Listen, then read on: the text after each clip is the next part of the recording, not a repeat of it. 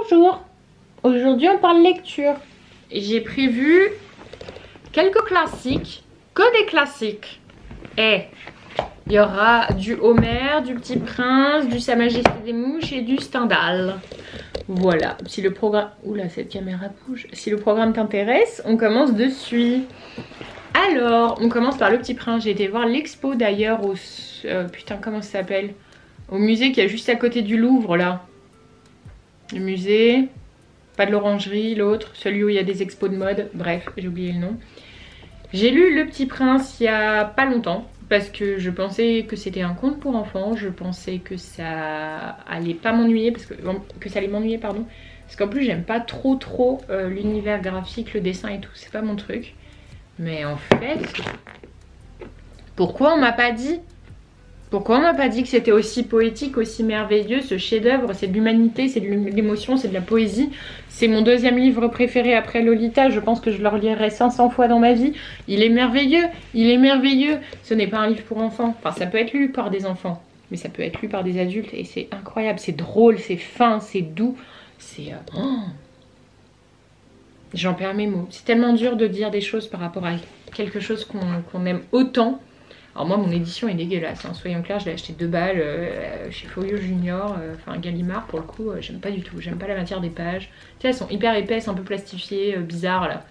Enfin vraiment pas fan, pas fan. Et en gros pour faire le pitch, le Petit Prince il va rencontrer des gens, le Petit Prince il va avoir une fleur, je crois que c'est le passage que j'aime le plus, il va devenir ami avec un renard, enfin c'est... Bref, j'ai envie de vous lire un extrait. Le Petit Prince traversa le désert et ne rencontra qu'une fleur. Une fleur à 3 pétales, une fleur de rien du tout. Bonjour, dit le Petit Prince. Bonjour, dit la fleur. Où sont les hommes? Demanda poliment le Petit Prince. La fleur, un jour, avait vu passer une caravane. Les hommes, il en existe, je crois 6 ou 7. Je les ai aperçus il y a des années, mais on ne sait jamais où les trouver. Le vent les promène. Ils manquent de racines, ça les gêne beaucoup. Adieu, fit le Petit Prince. Adieu, fit la fleur. Juste ça là, juste ça, mais juste ça. Lisez ce livre. Lisez ce livre. Lisez ce livre. Ensuite, je me répète dans toutes les vidéos, mais j'ai fait un master en religion antique, donc bien évidemment, je ne pouvais pas vous parler, ne pas vous parler de l'Iliade et de l'Odyssée. J'ai des versions beaucoup plus belles, j'ai au moins 3 l'Odyssée et 2 l'Iliade, je crois. Attendez, j'ai un l'Odyssée en anglais qui est assez chouette, qui est un peu gros comme ça, moi je l'aime bien. Mais il reflète parce qu'il est couvert, je sais pas pourquoi il est couvert. Enfin, je l'ai acheté d'occasion à Emmaüs. Et du coup, Emmaüs, on a ce qu'il y a. Donc, pour vous faire un pitch, l'Iliade, c'est le pitch de la guerre de Troie avec Achille, tout ça, tout ça. Et comment elle s'appelle, la femme la plus belle du monde, la Hélène qui se fait enlever, blablabla. Bon, bref. Ça fait le buzz parce qu'il y a le chant d'Achille qui est sorti en ce moment, qui est une réinterprétation de ce livre originel d'Homère. C'est assez intéressant parce que au final, quand on s'intéresse à l'histoire, Homère est celui qui l'a mis en mots, mais en vrai c'est des... comment on appelle ça? Des légendes parlées qui traînaient depuis un long moment, donc il n'est pas l'inventeur de l'histoire, il est juste celui qui a écrit. Et encore, il y a beaucoup de théories de la part des historiens comme quoi Homère, ce serait en fait plusieurs personnes. Alors moi j'ai la version folio, texte intégral, avec une préface de Pierre Vidal-Naquet. Et oh my god, c'est lu, écrit tout petit, et c'est gros. Perso, moi je suis pas une grande fan de l'Iliade, les récits de guerre c'est vraiment pas mon truc, j'ai jamais aimé ça, peu importe l'époque. Donc pour le coup, si vous devez en choisir un entre les deux, moi je vous conseille l'Odyssée. Là, ça c'est la version bonne question, c'est la version livre de poche classique, avec une introduction de Jean Bérard. Alors c'est toujours écrit aussi petit, hein, parce que j'ai des versions vieillasses. Mais alors par contre, l'Odyssée c'est vraiment trop chouette. Donc c'est l'histoire d'Ulysse qui va quitter son île, Ithaque. Attends, c'est pas son fils. Non, son fils c'est Télémaque, putain je m'en mets. Qui va quitter son île avec donc sa femme Pénélope et son fils Télémaque. Et qui va vivre plein d'aventures. Alors, encore une fois, c'est comme l'Iliade, ce sont des traditions qui à la base étaient transmises oralement et qui ont été remises en forme par des grammairiens, etc. Et du coup, c'est pas Homère qui a vraiment inventé l'histoire de l'Odyssée. C'est un peu un mélange de mythes et tout. Et je trouve enfin, cette histoire autour de l'Ionie, alors une région grecque antique, vraiment très très chouette. Il va rencontrer plein de personnages mythologiques, des créatures, etc. qu'il va devoir combattre. C'est très réflexif, très philosophique. Il y a les sirènes dedans, je crois qu'il y a Méduse aussi dedans, Médusa pardon. Enfin, il y a plein de personnages hyper intéressants bref. Pour le coup, là, c'est presque un roman fantastique antique, si tu veux. Donc, enfin, tu peux le lire comme ça, on va dire. Vraiment, je vous le conseille vraiment si vous ne l'avez pas lu. Et si vous êtes encore à l'école et qu'on vous fait chier à le lire, franchement, forcez-vous un peu parce que c'est vraiment sympa. L'Iliade, bon, c'est la guerre. C'est un peu chiant. Moi, j'aime pas lire la guerre. Je sais pas s'il y en a qui aiment ça, mais moi, ça m'ennuie. C'est des scènes d'action à gogo. Là, c'est drôle, c'est poétique, c'est philosophique. Et vraiment, au niveau inventivité des personnages et des créatures imaginaires et du bestiaire animé, enfin, tout est trop cool, quoi. Puis il est sur son bateau, il parcourt le monde et il rencontre plein de gens. Enfin, j'adore. Alors, autre livre que j'ai adoré de William Golding, des éditions Folio Junior, encore une fois, que j'ai eu d'occasion, encore une fois, et Emmaüs, me semble. J'ai la version traduite par Lola Tranek du Bled. Sa Majesté des Mouches. Alors, si vous connaissez la série Lost, c'est un peu le même bail. C'est un naufrage, il me semble, enfin bref, un accident, où des gens se retrouvent sur une île et doivent apprendre à cohabiter ensemble. Sauf que ce sont des enfants. Et du coup, c'est hyper intéressant. Il y a des tout petits enfants, des grands enfants, des adolescents, etc. Il y a toute la question d'élire un chef. Est-ce qu'on a besoin d'un chef? Comment on décide? Comment on prend des décisions et tout. Il y en a certains qui vont être violents parce que ça va être leur réaction première. Il y en a certains qui vont être perdus, d'autres passifs. Et c'est vraiment reprendre la civilisation à zéro comme on ferait les gens, en fait. Et c'est hyper bien écrit. Et hyper intéressant toute cette histoire avec la conque. Genre à un moment donné en fait ils arrivent plus à s'entendre et à se parler.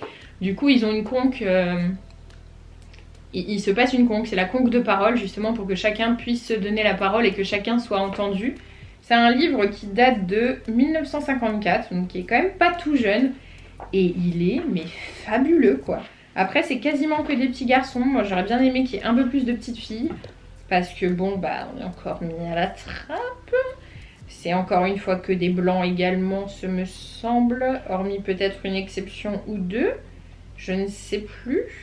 Mais en tout cas, voilà, il va être question de violence, de propreté, de tout ça. Et l'édition est assez jolie parce qu'il y a des petites illustrations comme ça. Qui sont assez mimes. Après moi, mon livre est abîmé hein, quand même du coup parce qu'il est d'occasion, mais vraiment c'est une lecture que je recommande parce que là tu vois juste une citation. Vous ne sentez pas qu'il vaudrait mieux laisser mourir, vous ne sentez pas qu'il vaudrait mieux mourir que de laisser s'éteindre le feu. C'est vraiment, il y a de la panique. Tu sens l'angoisse, tu sens l'anxiété de la situation, tu sens le désespoir, le désarroi et la volonté pour certains de s'en sortir, de s'organiser, pour d'autres d'abandonner aussi psychologiquement. C'est hyper fort comme livre et vraiment j'ai adoré ce livre. J'espère que j'en lirai un autre un jour de William Golding. J'en connais pas d'autres, si vous en connaissez à me conseiller. Je suis en train de me questionner parce que sur la couverture du coup il y a une personne racisée. Donc peut-être que je me trompe et que ce n'était pas que des blancs, mais dans ma tête c'était que des blancs. Mais je me suis peut-être trompée. Donc voilà, si je me suis trompée, corrigez-moi.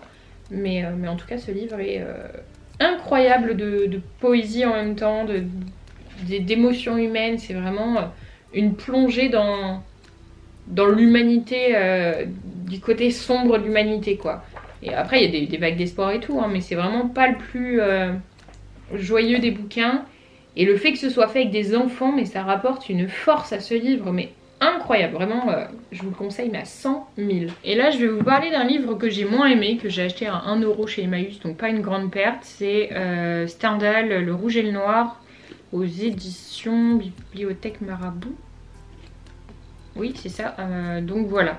Donc c'est l'histoire de Julien Sorel qui est issu d'une classe moyenne et qui a plein d'ambitions professionnelles et qui au final se retrouve à tomber amoureux d'une des femmes de quelqu'un avec qui il travaille, je crois.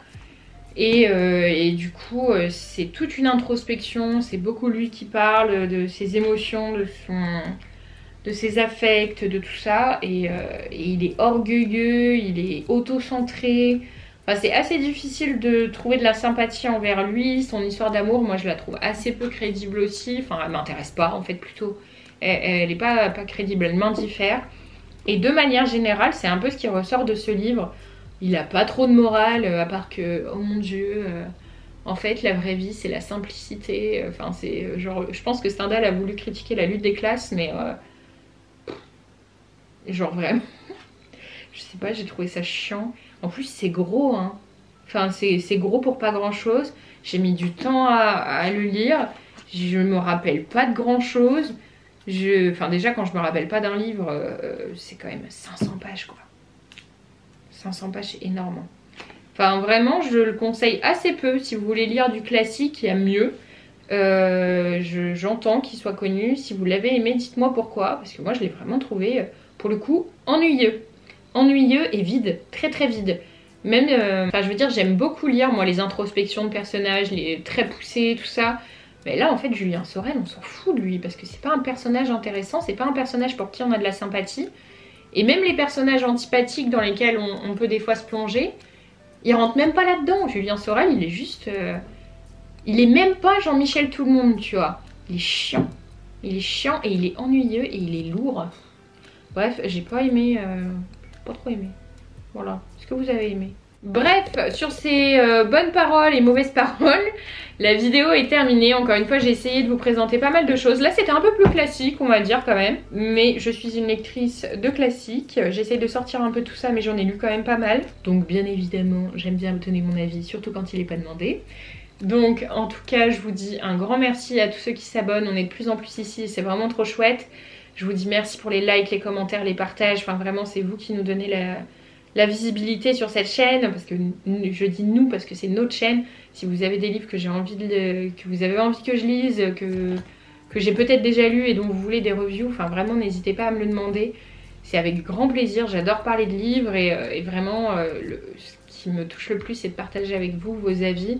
Souvent, c'est plus en DM sur Insta. Donc, merci à tous ceux qui prennent le temps de venir discuter avec moi. C'est vraiment trop chouette.